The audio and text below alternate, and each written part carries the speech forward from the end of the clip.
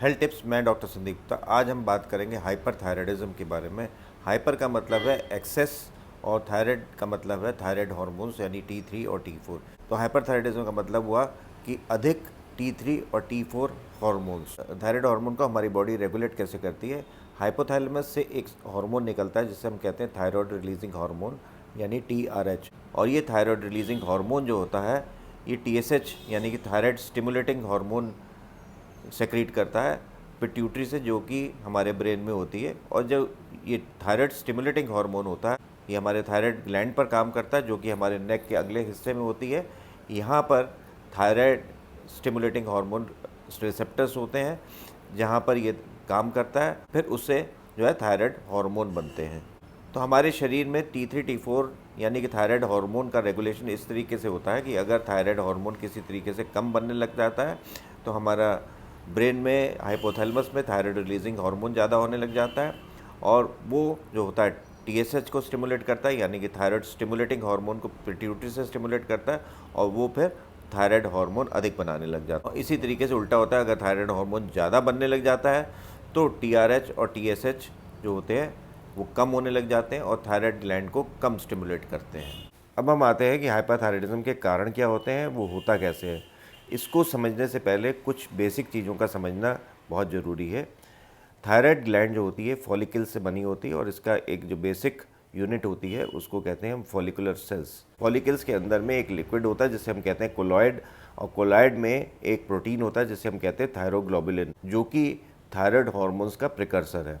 तो thyroid stimulating hormone जो होता है वो फॉलिकल्स के ऊपर जो थायराइड स्टिमुलेटिंग हार्मोन रिसेप्टर्स होते हैं उसके ऊपर एक्ट करता है और उसको एक्टिवेट करता है, जो T3 और T4 का प्रोडक्शन करते हैं और सर्कुलेशन में लाते हैं। इसको मैंने सिंपल तरीके से समझाया, पर ये एक बहुत ही कॉम्प्लिकेटेड मैकेनिज्म है। अब हम आते हैं कि हाइपरथायराइडिज्म होता क्यों है, उसके कारण क्या होते हैं। हाइपरथायराइडिज्म के कारणों को हम दो भागों में डिवाइड करते हैं। एक तो जिसमें थायराइड हार्मोन ज़्यादा बनता है और सर्कुलेशन में ज़्यादा जाता है, और दूसरे वो कारण है जिसमें थायराइड हार्मोन सर्कुलेशन में तो ज़्यादा जाता है पर वो इंक्रीज सिंथेसिस की वजह से नहीं होता है। तब हम पहले कारण के बारे में बात करेंगे जिसमें थायराइड हार्मोन बनता ज़्यादा है और सर्कुलेशन में ज़्यादा जाता है। नंबर एक पर हम लेते हैं ग्रेव्स डिजीज़, जो कि सबसे ज़्यादा कॉमन है। इसमें एक ऑटो एंटीबॉडीज़ बनती हैं हमारे जो थायराइड स्टिमुलेटिंग हार्मोन रिसेप्टर्स जो फॉलिकल्स पर होते हैं उसके अगेंस्ट एक एंटीबॉडीज़ बनती है जो उसको स्टिमुलेट करती हैं, और थायराइड हार्मोन ज़्यादा सेक्रीट होता है। यानी कि बिना TSH सेक्रीशन के पिट्यूटरी से ये एंटीबॉडीज़ जो होती हैं TSH रिसेप्टर्स को यानी थायराइड स्टिमुलेटिंग हार्मोन रिसेप्टर्स को एक्टिवेट करती हैं, और उससे T3 और T4 ज़्यादा निकलता है। ग्रेव्स डिजीज़ में ये ऑटो एंटीबॉडीज़ आइज़ को भी इन्वॉल्व करती हैं, जिससे आइज़ हमारी बाहर की तरफ आ जाती हैं, जिसे हम कहते हैं एक्सॉप्थेल्मस। दूसरा कारण है कि थायराइड ग्लैंड में एक नोड्यूल बन जाता है जिसको हम कहते हैं टॉक्सिक एडेनोमा। ये जो होता है एक्सेस T3 और T4 बनाने लग जाता है।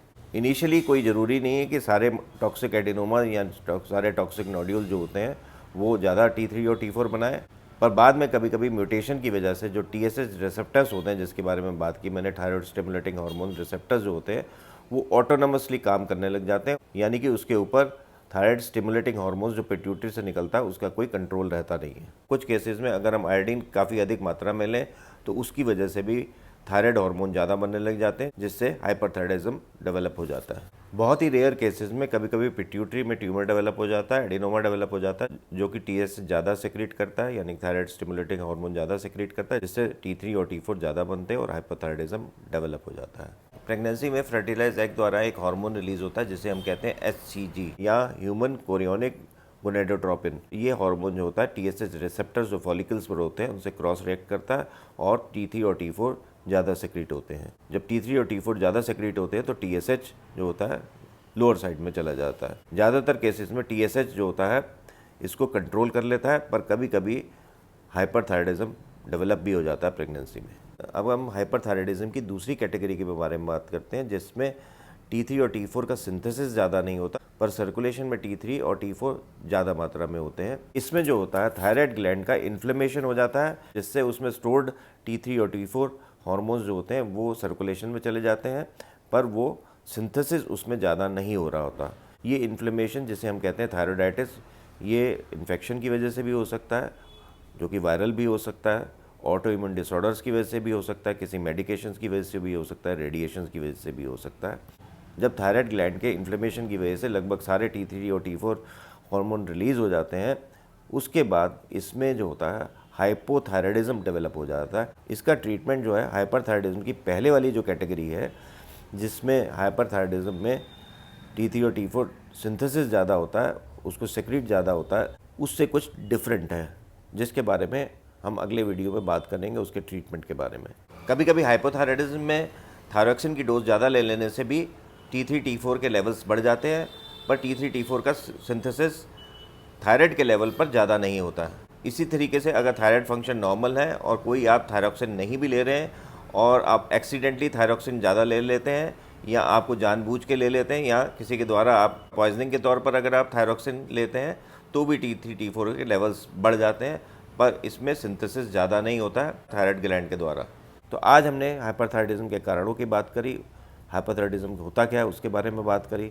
अब अगले वीडियो में हम उसका डायग्नोसिस कैसे करेंगे, उसका ट्रीटमेंट कैसे करेंगे, उसके लक्षण क्या हैं, उसके बारे में बात करेंगे। नमस्कार, मेरा वीडियो आपको कैसा लगा कमेंट सेक्शन में ज़रूर लिखिएगा। मेरे वीडियो को शेयर, लाइक और सब्सक्राइब ज़रूर करें।